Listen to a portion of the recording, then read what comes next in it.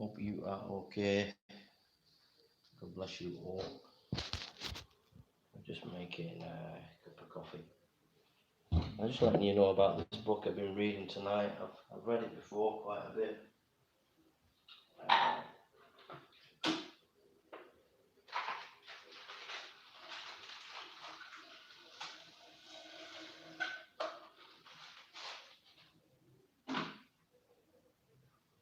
Dr. Amari, Islam in the Light of History. Great book.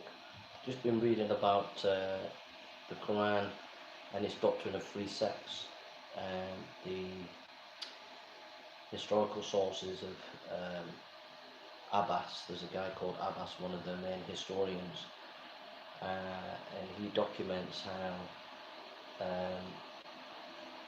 So this is one of the earliest hadith sources. He documents how it was okay to have free sex. That in the Quran it teaches free sex. So if you're at war with women, you can do a deal, give them a few dates, give them a bit of bread as your batty, whatever it was then. You could sleep with a woman. You could do it for a day, for an hour, whatever it is. This is in the Quran, but it's also well documented by one of their main people, hadith collectors and writers and whatever, Abbas. So that's just, and it's well documented by Amari, this writer in Islam in the Light of History. Another example is Shak, Ibn Ishaq, who's one of their main biographers, well known for inventing genealogies. He's the earliest biographer of Muhammad. Um, well known for inventing genealogies, sticking things into genealogies, trying to patch up the Quran and Muhammad's incorrect understandings of Islam. So uh, it's a really well researched book. Really well researched.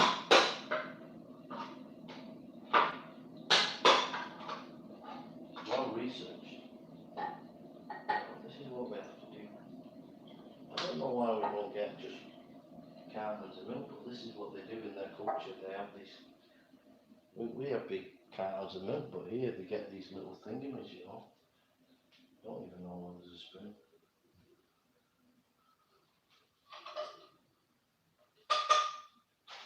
So,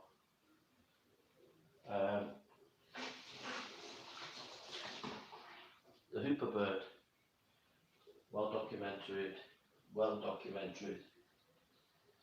This as being a mythological. It's a early Jewish story that this hooper bird flew to Solomon and told him about. Solomon is supposed to be marching with his army of devils, uh, and this hooper bird's flying over, communicating from him to the Queen of Sheba or whatever. Well documented in Jewish sources, but not only that, also in early Arabic sources as a myth, and yet it's in the Quran. Amari documents that in good detail, you know. What else is there? Thud and Ad. Thud and Ad. Muhammad talks about Ad. The barrel over there's moving. Thought it was some kind of poltergeist, but it's just the wind. But Muhammad talks about Ad, and they don't appear on the scene until about 200 AD, but the way he talks, it's like 600 BC. So he completely gets the time frame wrong of tribes and everything. Well documented in Islam in the Light of History. Amari, Rafat Amari, the book, excellent. You need to get it. So, we have free sex, well documented in the Hadiths. Abbas. Abbas was also known to use mythological stories and embellish them in the Hadiths. So he talks about free sex. We have in the Hadith tradition Muhammad talking about Ad land in the Quran. Uh, some tribe that was only appeared around about 200 AD only appeared. He says, sorry, it appeared in around about 200 AD, but the way he's talking, it's like tens of hundreds of years before, it's completely out of sync, you know.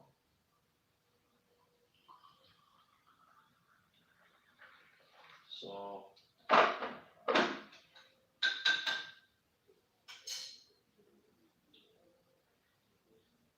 so you got all these other stories, you know, Miriam. And the Muslims try to get out of this. They try to, you know, Miriam, Mary is said to be related to Aaron. So he gets, you know, Muhammad, the hadiths get that wrong, but the Muslims try to squirm out of it. Um, so, you know what's interesting? You know, even the pharaohs, they get the pharaohs in the hadiths and the Quran, they get the pharaohs in the wrong direction, the wrong time frame, wrong cities and stuff like that. It's interesting when you start to do some serious historical research in the Quran. It's Muhammad and the early hadith collectors, they had no understanding of chronology. They invented their own chronology. They invented historical scenarios that were not true, that were not rooted in any history. In fact, some of the earliest historians of Islam say we shouldn't get Islamic history from early Islamic history from Muslims. We should get it from the Jews. Why? Because the Jews were more accurate in terms of the Old Testament. So that's what some of the early historical writers of Islam were saying, that you know, they were recognizing their own history was not good history. They didn't record history till about in Arabia properly till around about what is called the Year of the Elephant, when an army went into Arabia using an elephant. They call it the Year of the Elephant. That's only when they started really documenting, writing things down in a proper way. So why are the Islamic early writers talking about things that happened like 2,000 years before Muhammad, when they didn't even start recording in their time until like 50 years before Muhammad or something, you know? So, in other words, the historiography of Islam is a total joke, it's a total disgrace. Nobody really trusts the early sources. All the chain of narrations, they're all invented. They're all the early history has been fabricated. Hadith collectors acknowledge that, challenge each other's collections and say, you know, they're not reliable, you know. And when you look at these early collectors like Abbas, who's one of their best, he's clearly embellishing, he's clearly inventing stories. He invented a story. I don't know if it's Abbas or one of them. You know, when they're carrying the ark in the time of David, one of them says, "Oh, a cat squealed."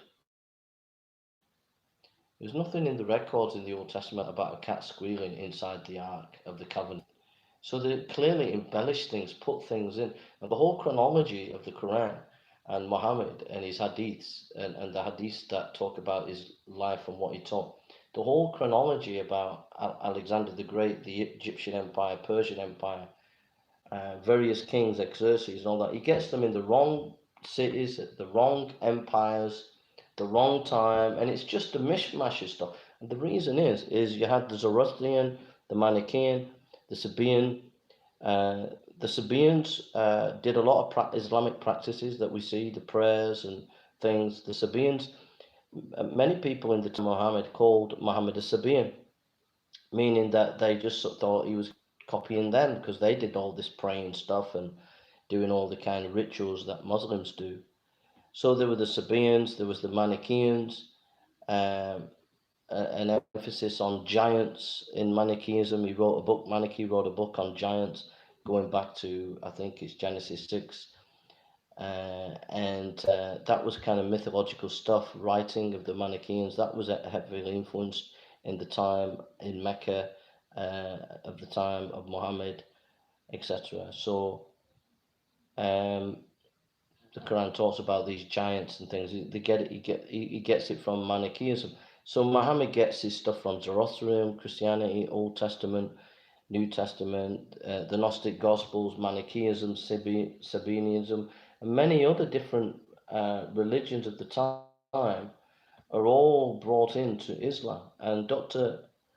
Amari beautifully captures all these influences. Like Muhammad had cousins who were related to the Sabaeans. He had people in his entourage that were Christians and Jews, connected to many, many different sects through his cousin, different sects and different religions of that time. So he was connected to them, and all these influences are in the Quran and in the early Hadith source. So to conclude, the early the Quran and Muhammad get their chronology completely wrong. It's just pathetic chronology. If you go into it, you'll find that it's disgraceful. Secondly, the early Hadith collectors, we get some important information that exposes Muhammad. So, for example, the free sex is there in the early sources. You can read it in Abbas, where it's also in the Quran that you can have sex with a woman during war, give her a few dates and she's yours. So, some of the sources actually expose Muhammad and the Quran. Thirdly, a lot of the material that we read about Muhammad is fabricated. It's fabricated because they know that it contradicts the Bible. So they try to actually add sources concerning what the Bible says, like Ibn Ishaq actually sticks people in the genealogy of the Bible. And even his own Muslim scholars of the time said this is disgraceful. But he's one of the earliest sources that we have. Um, Even Abbas, who's one of the main important sources of Muhammad, I mean, he was only 13 years old when Muhammad was around, 13 years of age. So when he grows up to be a man, then he's writing about Muhammad. So he hasn't got a lot of first-hand material about Muhammad. So the sources for Islam are very, very fabricated, mythological, contradictory, and this book, Islam in the Light of History, documents it superbly, absolutely superbly. Please, you can get the book for free. It's free PDF. You can download it. Just Google his name, Google the title of the book, and you'll have hours of enjoyment.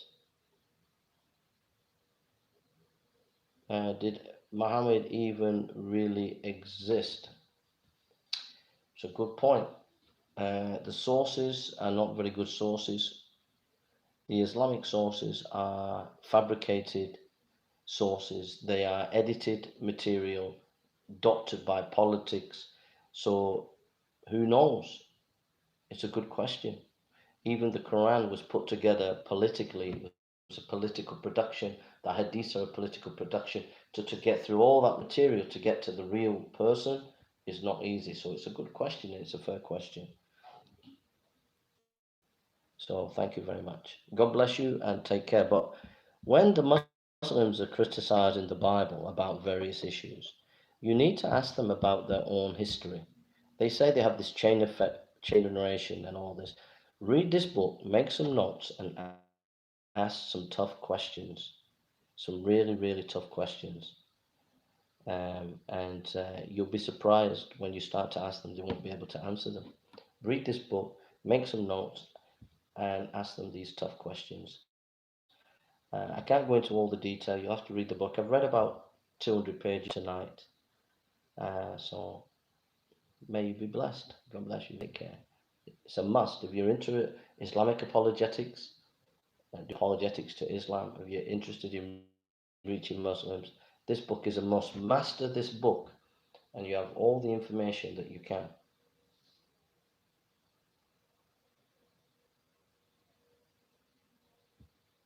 Yeah, that Sam said they reckon he did, but maybe half his stories are made up. Yeah, that's a good possible, strong possibility. So I encourage you all, if you're into Islamic apologetics, critiquing Islam, I encourage you to read this book. You will not be disappointed. You'll enjoy it. You'll enjoy it wonderfully. And if you can find his website, it's got loads of information as well. All right, take care and God bless you. Love to everybody, and may God be with you. Read the book, please read the book. It will strengthen you, encourage you, it will equip you, and it's a well-researched book. So God bless you. Take care, and bye now. Bye. See you soon. God bless you. God bless you guys. God.